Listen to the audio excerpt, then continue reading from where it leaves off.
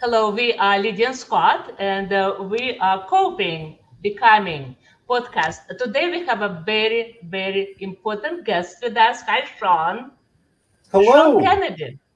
Hello. Hey, Sean. And yes, I don't even know how to introduce you because I've read so much about you. And of course, I got on Amazon and I found a long list of your books which was Yeah. to be honest, I was so surprised, impressed. So you're such a modest guy, kind of quiet, I would say. And we met just about 10 months ago in Longview, Washington. So hello, Shaun, again, and please introduce yourself. My name is Shaun Kennedy. I am a self-published author. I live in Longview, Washington. I have two kids. I One of my big hobbies is that I enjoy reading church history and getting into the Bible in the original languages. Um, I'm not sure what else to say. That's a lot because also you're a kung fu master. I don't know, Scott is more in martial arts. So, what is the right way to introduce you as a master of kung fu? How, Scott, will you introduce Shaun? Well, I saw from your CV, from your bio, I believe it was on Amazon, that you are an instructor in two different styles of Kung Fu. Yes, I used to be.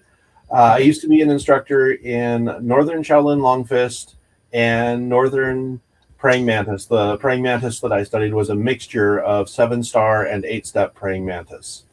Um, it's uh, Normally the way you would introduce an instructor of Kung Fu would be to call them Sifu. It's kind of the Chinese equivalent to the Japanese sensei. I'd say, Uh, I'm not real in depth on Chinese culture, and I have had some people tell me that I'm not really a Sifu because there's kind of, for lack of a better description, there's kind of an ordination process Mhm. where, the torch is handed from one instructor to the next, and I never had that. And then I've had other people, Chinese born Chinese, who have told me you have 35 students. Some of them have won gold medals at local competitions. You're a Sifu. It doesn't matter what anybody else says. Mm. So I don't know what the protocol uh, is, and it might be one of those things where it gets real technical. Sometimes you're a teacher because you teach, and sometimes you're a professor because you had the appropriate, you know, uh, education. Credentialing, yeah, and And education, so sure. I'm not sure where the traditional side of that really lands. Uh, I always introduce myself as the senior student in my Mm. club, um, Uh, so that I can just sidestep all that. And I I always like it. figured I was That's learning as much from my students as I was teaching them anyway. I like that because I think in all areas where we work and represent ourselves, we are senior students, many of us.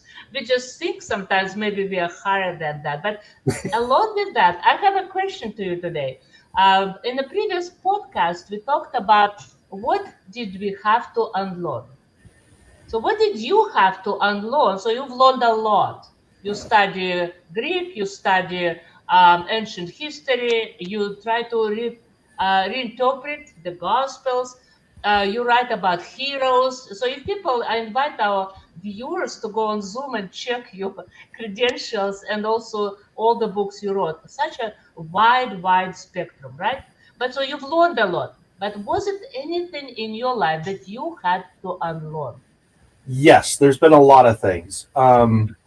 It's funny you should kind of put it that way. When I was 21, I made one of my New Year's resolutions to learn to change my mind on something every day. Oh And my. for a year, I did really great. And for the next half year, I thought I'd keep going. And then not long after that, I met Teresa, who would eventually become my wife. And that kind of sucked some of the energy out of some of it.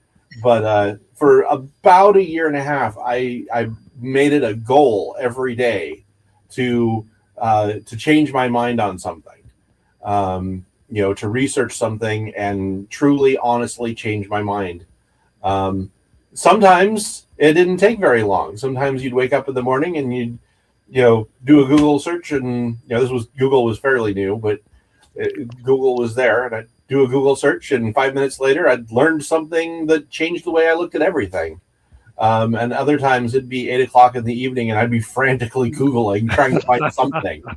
Um, but fairly much more recently than that,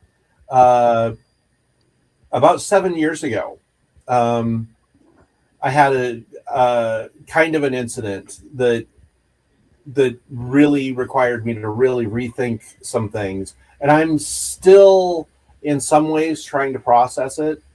Um, when I was in high school, studying kung fu, interested in ancient church history, of course, I had a fascination with the Shaolin monastery and Chinese philosophy. And so I read the Tao Te Ching, and I read Confucius Analects, and I read a couple of other things, um, a couple of Buddhist sutras and stuff.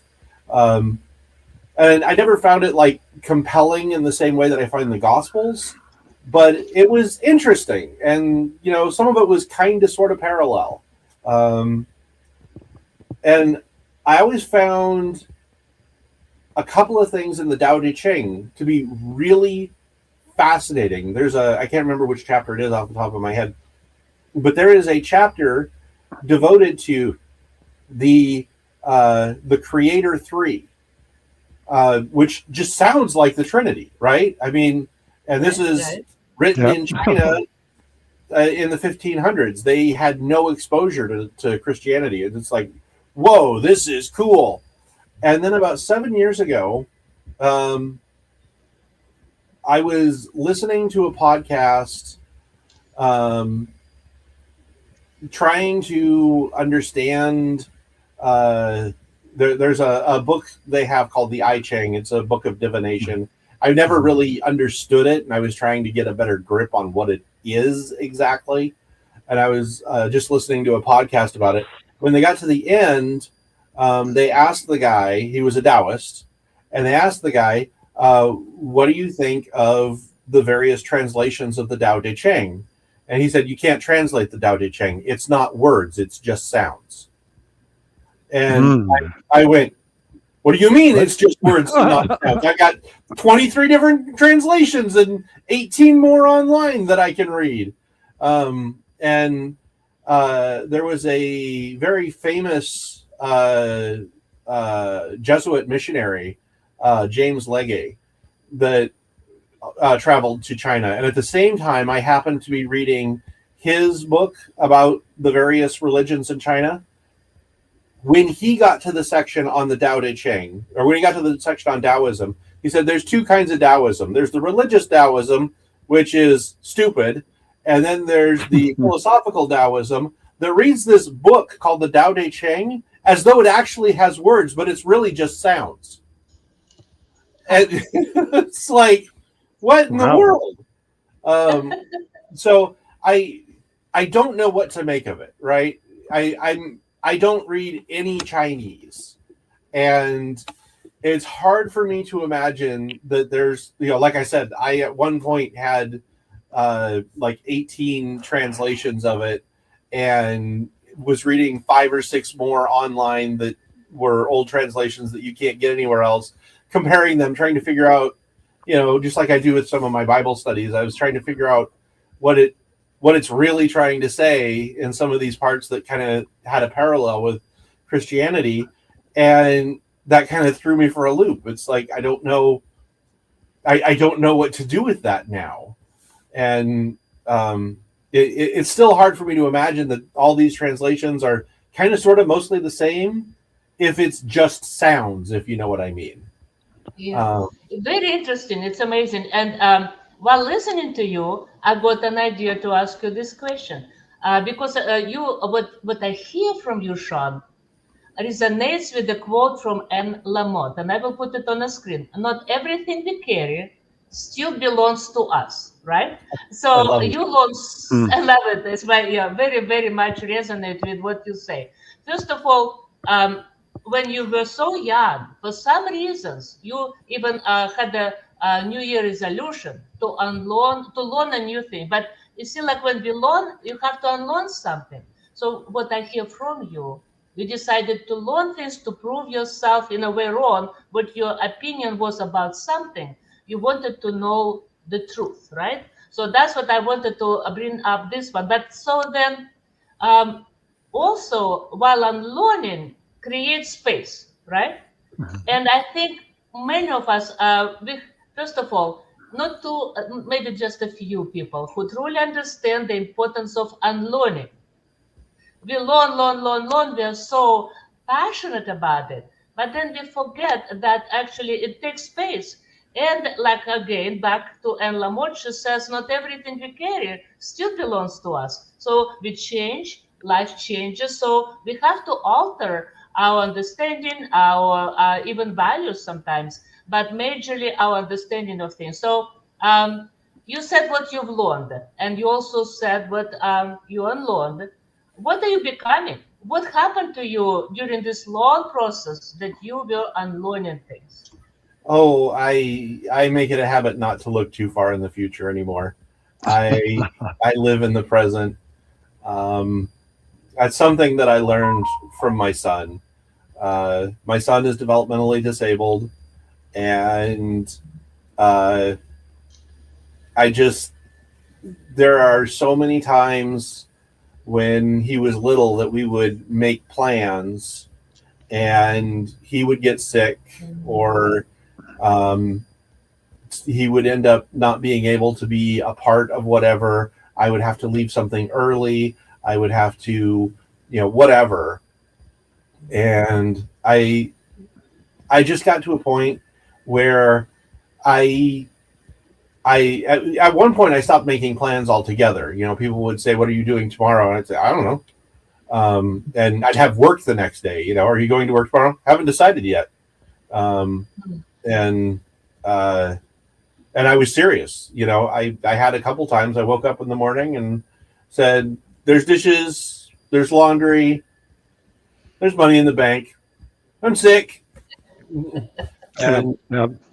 then That's what you do some, That's my question because do you have questions so far?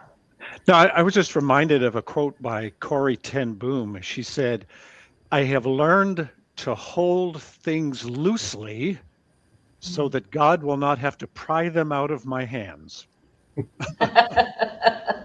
Wow, that's a good quote. Yeah. That's a good quote. Sean, and this is such a challenge when you mentioned your son.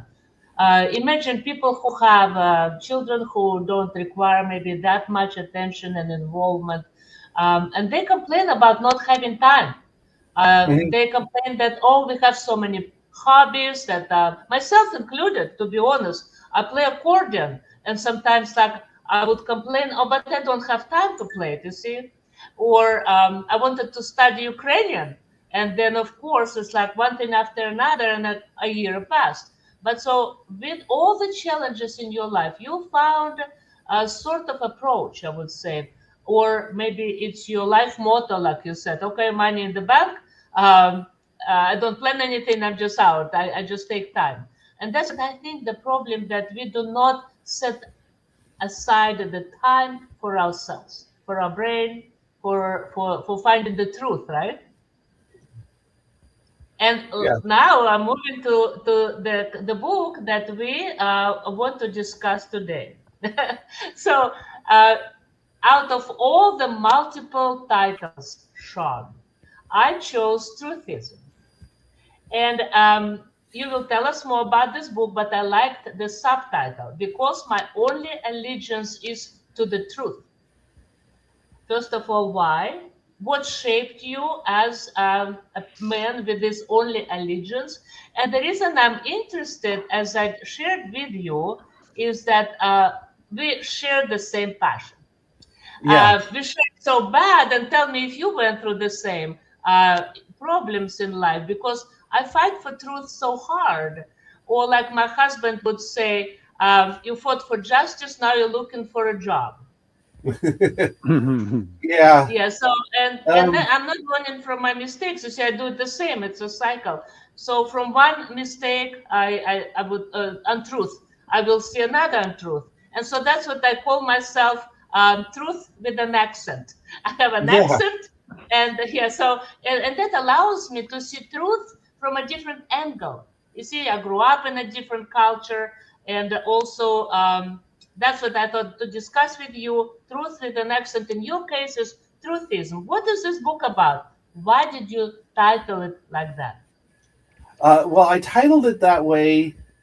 Um, what it really is, um, I had a fairly major break with reality about 7 years ago. I ended up in the loony bin for about a little less than 2 weeks, 12 days, and 12 or 13 days. I'm not sure if the last day counts or not. But um,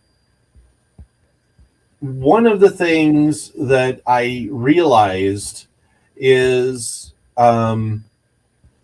in the process of uh, raising my son, and getting to that point where I just had no plans, no future outlook or anything. um, I'd also lost track of something that kind of held me together when I was going through high school and college, and before I had kids, basically.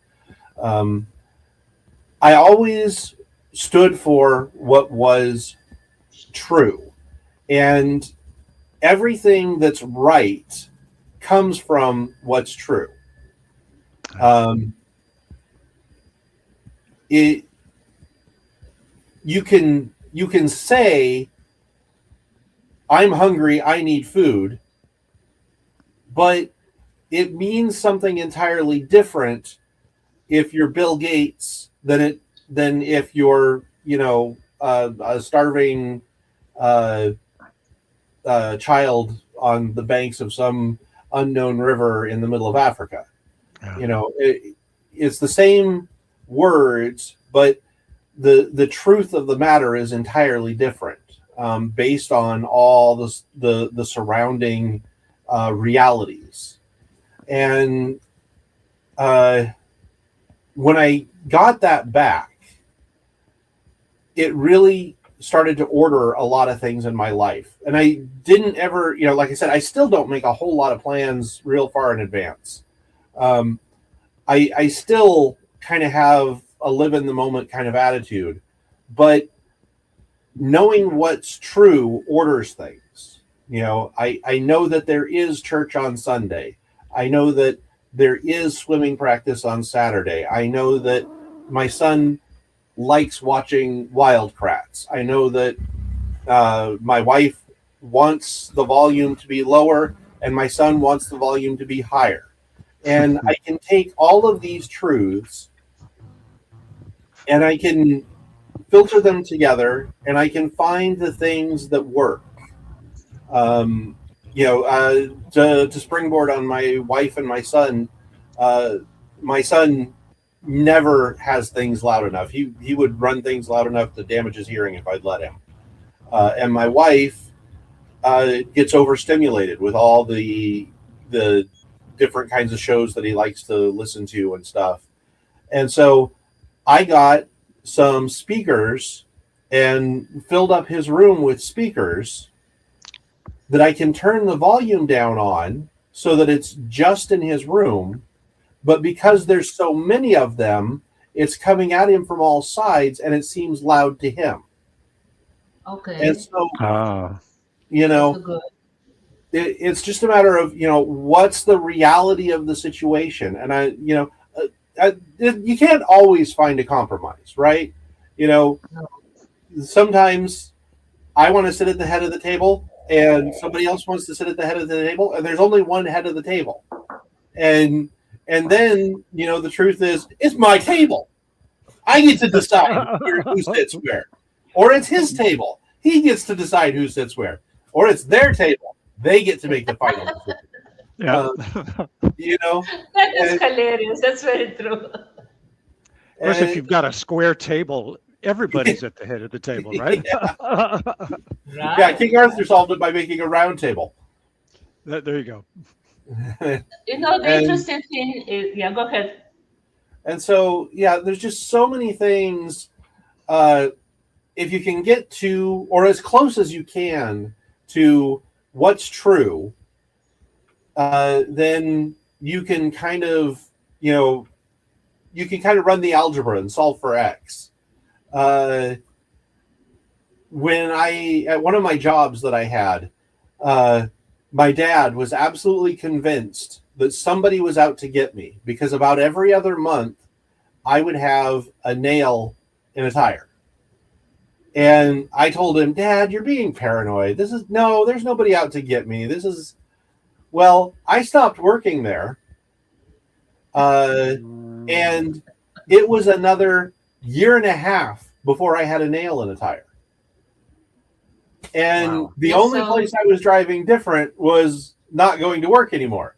So either there were lots of nails in the parking lot at work, which nobody else seemed to have the problem, or I was being targeted. And it's one of those. I look back on it. I don't know who would have done it. I don't know why. And there's a certain level of it's past. It's not worth worrying about now. But it's also one of those exercises that I run. Actually, my dad wasn't paranoid. My dad knew what he was talking about. I should have listened to him. Every year, the older I get, the smarter my dad was.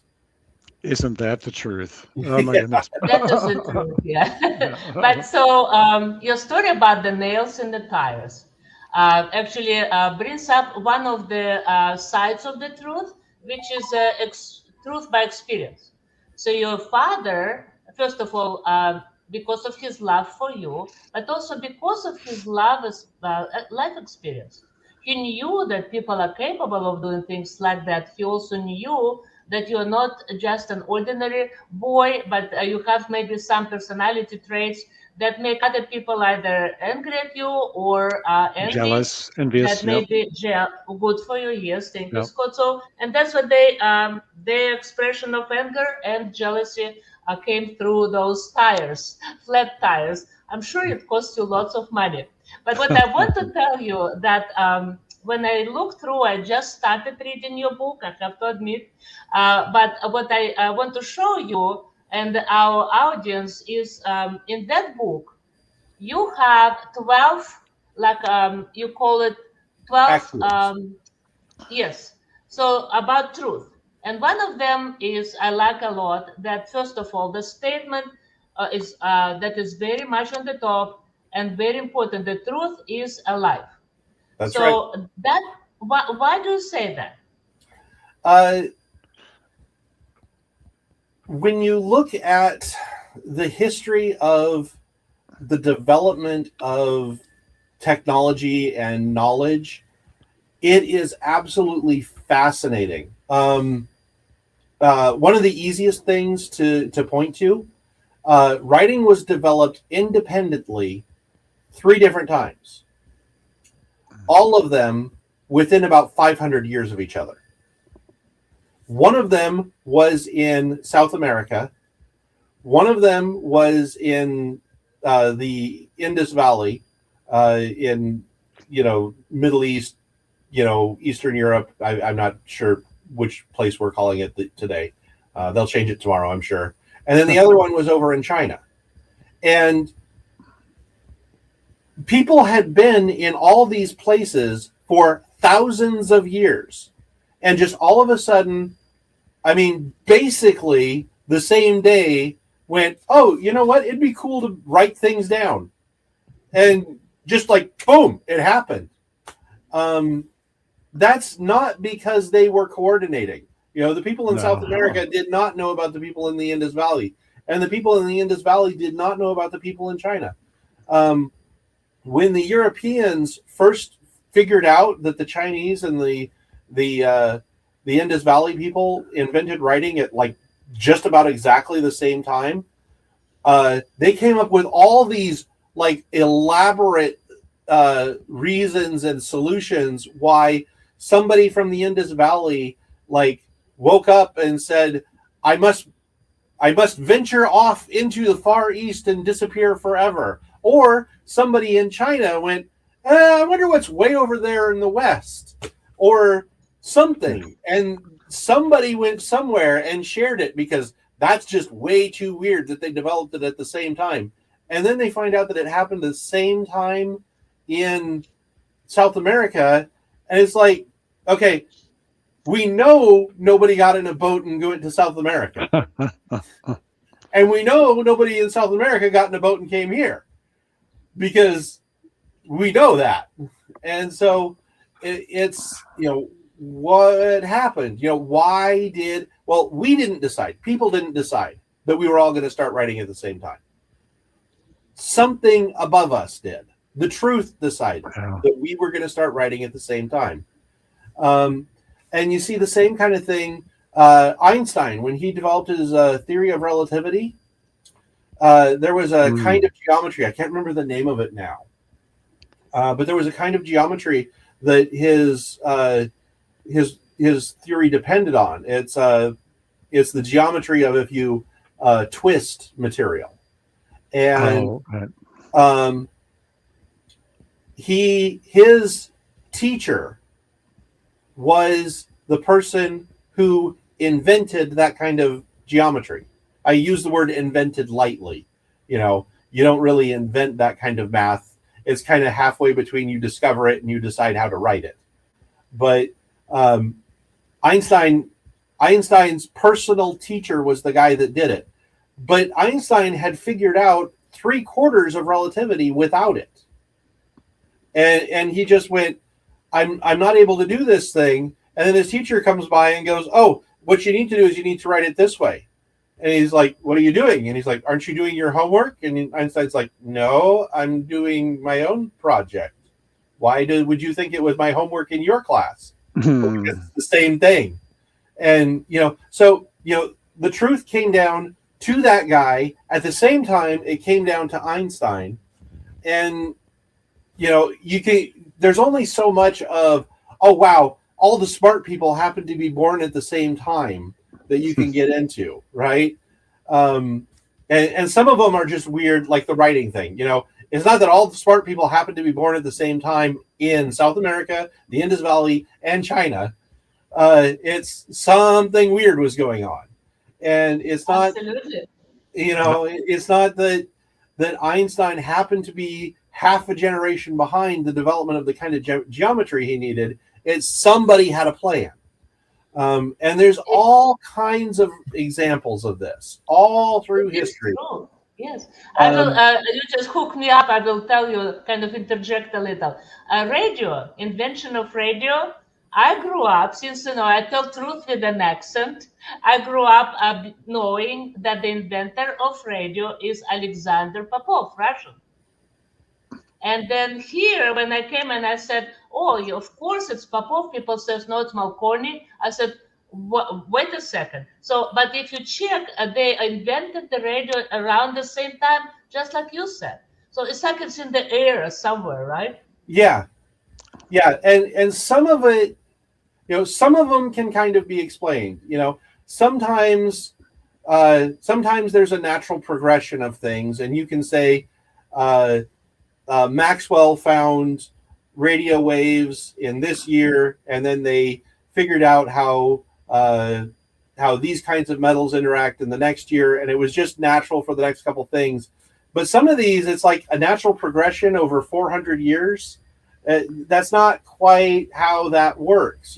Somebody's going to go faster or slower. And like I said, with the writing thing, they've been in their respective spots for thousands of years, and they all decided to start writing basically the same day. It's not, Yeah. That's not how that works. It's not 10,000 years of development all happens to coincide in three different streams at exactly the same time. You Right. know, And now I want to challenge you then. Great. This is such a great discussion. Thank you, Sean and Scott. Anything before I challenge Sean again? Anything you want to comment on what you just heard?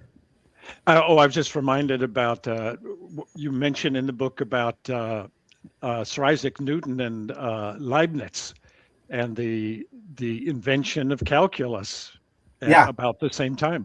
That's pretty yeah, amazing. yeah. They literally developed it so close in time that Newton had created calculus and was so shy he wasn't going to patent it. He wasn't going to publish it. And then he read Leibniz's book, and he said, "Leibniz got a copy of my notes and stole it."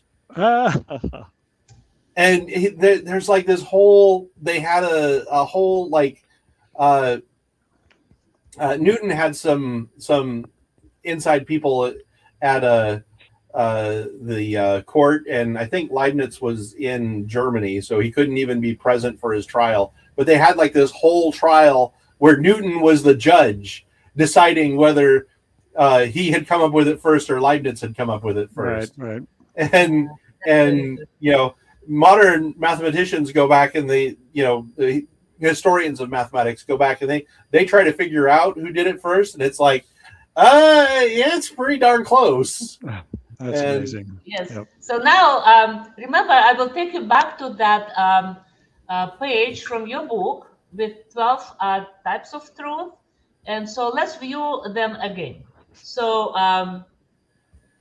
number 7, this is what I want to talk about now. Those who have studied an area in great depth tend to be more reliable in that area than those who have not studied that area. So, the reason I found it so fascinating is that, Sean, um, back in COVID, during COVID time, I was absolutely stunned by negligence and also illiteracy of best people I knew. They, because in my background, I'm a chemical engineer. I'm a chemist. And so science for me, like I approach even reading the Bible with the mind of an engineer. I see things like logically and I try to connect them. And so hearing that virus, first of all, was something that people intentionally spread from China, reminded me of the time of the Soviet Union when in my hometown, Sverdlovsk at that time, or Ekaterinburg now, it was anthrax. It was an accident. Mm-hmm. It was an accident due to negligence of scientists in the lab, very close to downtown Ekaterinburg. Imagine, hometown, a million of people, 2 million now. And so, and unluckily, and unfortunately, the wind blew toward the town, the city. And so, but this is where untruth comes. Because for several days, of course, no information about death, no information, and but we have rumors. People get so anxious. People cannot bury their loved ones. Somehow KGB takes their bodies out of town and buries them under the layer Mm-hmm. of Clorox and all kind of chemicals. So people are horrified and scared. So we were told on TV that it was a Siberian plague and that because of the meat was infected, we were told, and meat was burned. So all cows were burned. Imagine in the country where we did not have meat. We had only 2 pounds of meat a year officially. Imagine, and we've been told that it's a Siberian plague and because of the animals. So that's what when it came to COVID, I thought like, oh no, not another time in my life when I deal with virus and that blows my face, into my face. So, but it was a similar situation, but it was an intentional lie. So what happened here? So when we heard about studies, we heard scientists, we heard biologists, medical professionals about the truth, what COVID was, and still it's still lots of gossip and rumors that it was not. So what does that tell us? Well, one thing that it tells us is that uh, technology has been moving very fast, particularly in the area of interpersonal communication, and Mhm. we have not had time to adjust as a culture. Um, 100 years ago, even 50 years ago, if the uh, the Surgeon General of America got on the radio and said, "Everybody calm down. It's not as bad as you think." Everybody would have calmed down and stopped thinking it was bad as they thought it was, even if the Surgeon General was getting on and lying through his teeth. You know, um, there was a respect for authority, um, but people being people tended to take advantage of that a little bit. And we all knew that Yeah. politicians lie. We Yeah. all knew that um, that sometimes what we're getting from experts is a boiled down version of the truth that they would never talk to each other about in their private conversations. But it was always, you know, they lie, but they tell enough truth that we can still rely on them most of the time. Well, through the early 2000s, when the internet started to blow up and we started to have social media, more and more people started finding out that there's a lot more little white lies than they thought there were, and Yeah. that ended up coming back to bite a lot of people. It's still at a place where none of those, in the past, 100 years ago, if the Surgeon General came on and he lied through his teeth, it only took a year or two before people figured it out. I mean, you go back, you look at Watergate. It took Oh, yes. them weeks to figure out that the politicians were all corrupt and we need to stop them all. So the uh, the faith that conspiracy theorists have that these conspiracies can go on for decades, I find absolutely endearing. The innocence that they have, that these conspiracies could go on that long, that people could cooperate that well while being that selfish, is just absolutely endearing. If it wasn't so dangerous. I find them absolutely innocent and childlike, and I want to take them in my arms and protect them from the world where people don't get along that well. But in the world of social media, we found out that there were a lot more of these happening a lot more often, and they got exposed a lot more quickly. Yes. And so there's kind of an exposure bias. You would hear, 50 years ago, you would hear about Watergate, you would hear about, an assassination attempt, you would hear about, 5 or 6 a year, enough to know that the canaries are still chirping, right? But when social media happened, if you were plugged in, you could hear about 5 or 6 a day, Sure. and a lot of them are the school board tried to cover up that, a teacher was in the girls' locker room, and Mhm. the local fire department tried to cover up that there's been a specific fire hydrant that's been out of commission for 2 years, and they're just all these little rinky-dink things. But when you hear 5 or 6 a day, it sounds like they're a lot bigger, and it's we weren't prepared as a culture. We kind of went from, well, we should mostly kind of sort of trust our politicians, to everybody lies all the time. And the reality is, everybody lies all the time, and we should mostly kind of sort of trust the people in charge. Um, and that's a really hard thing to like. Yeah, yeah, they're But both you know, it's true. still absolutely, and it's so true that now you mentioned the social media, that it is easier if you truly stand for truth. There are apps actually fact checking, so you could check it right away. It is AI when you can ask a question and bring different resources and get it very fast. But to do that, you have to, I think, have critical thinking.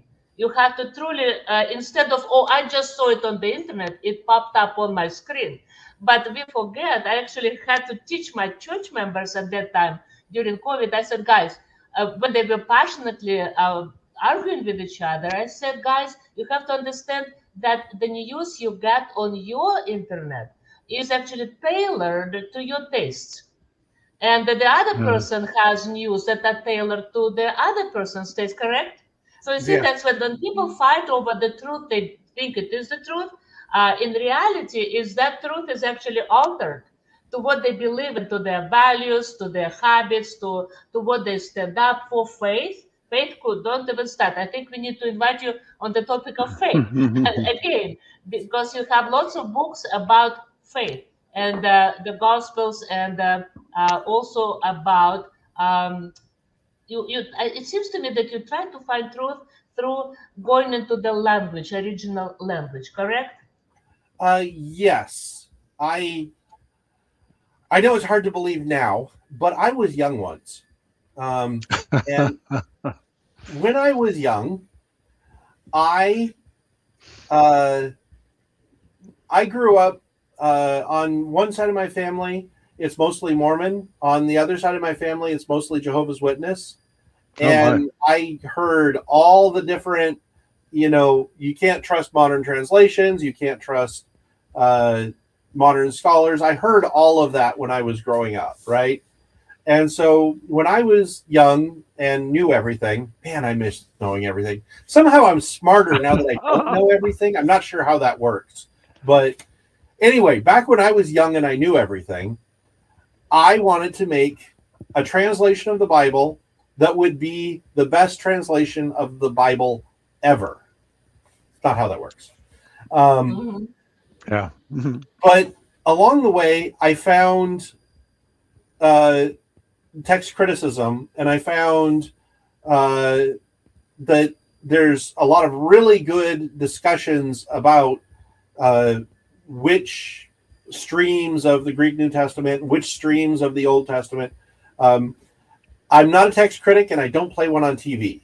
I leave that to professionals as much as I can, but I try to be aware enough and engaged enough with the arguments that I can intelligently choose my uh, choose my scholars. I can say, you know what, this scholar actually makes sense, and this one sounds like he's saying words, but those aren't words.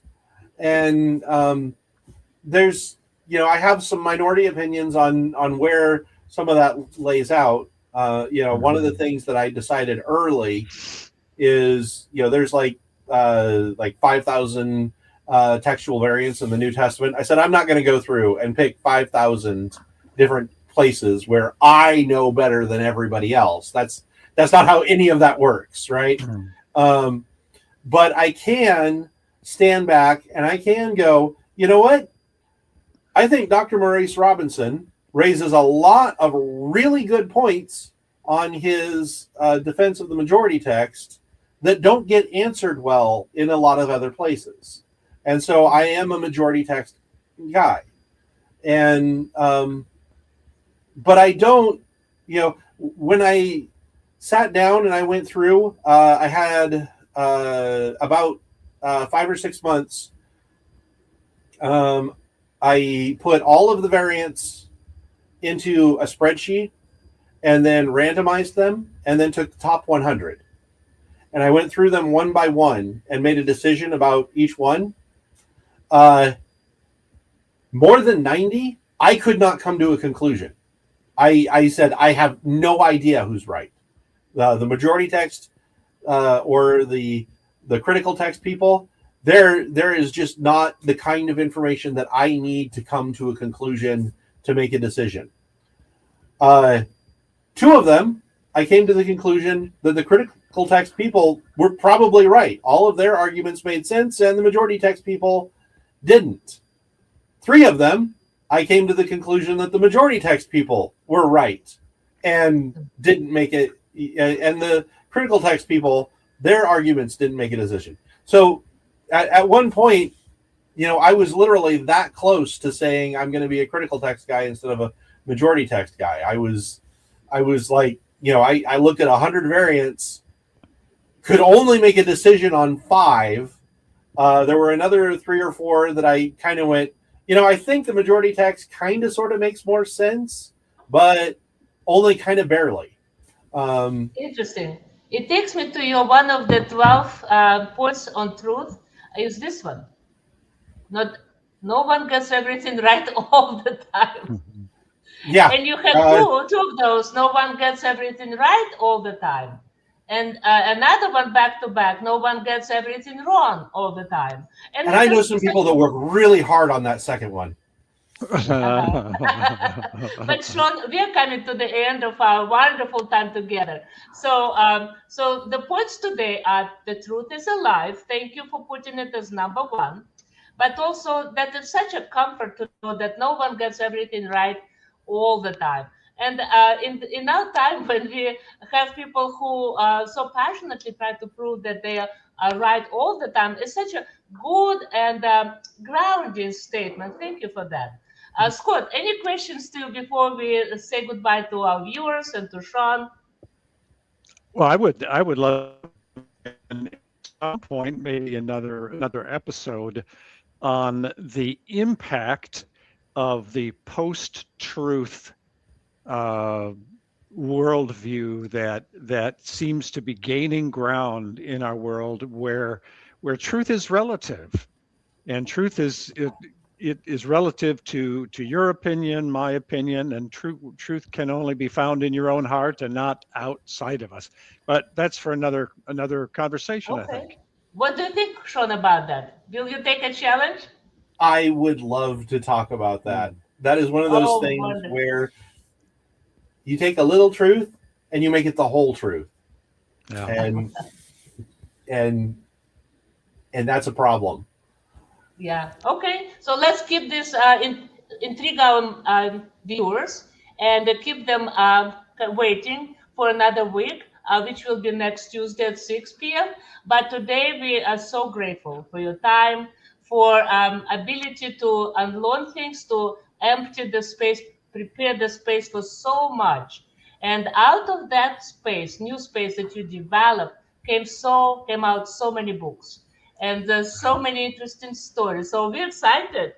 Thank you so much for your time, Shaun. God Oh, thank you bless for you. having me. Thank you. Have a good day. Thanks, Shaun. Bye, everybody.